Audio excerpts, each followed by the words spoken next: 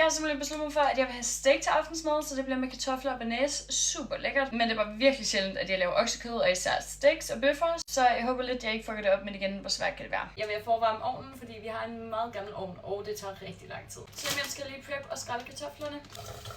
Kartoflerne er skrællet og skåret ud i lidt mindre tern, og nu skal jeg til at koge dem i lidt bouillon i noget tid, inden de kommer i ovnen. Og mens jeg venter på kartoflerne, vil jeg lige forberede kødet lidt. Og det salter jeg lige godt på begge sider. Og så får de lige lov til at hvile lidt ved stuetemperatur. Kartoflerne er blevet møre, så nu hælder jeg vandet fra. Og vender dem lidt i sin, så de får en ro overflade. Jeg har vendt kartoflerne i lidt olie, så nu kommer de bare på en bradepande med lidt krydderier og ind i ovnen. Kartoflerne er klar, så nu kan jeg endelig begynde på bøfferne. De har også fået lov lige at hvile lidt. Fuck. Det har nok bedst at gøre i lange ærmer.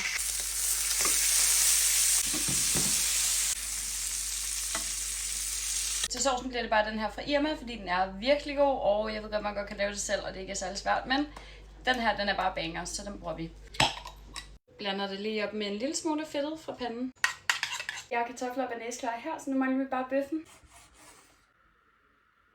All done. Fuck, det ser frøet ud. Altså, jeg skal smage det her med det samme. De her kartofler er fucking crispy. Fuck, de er gode. Altså, det er nok de bedste kartofler, jeg nogensinde har lavet.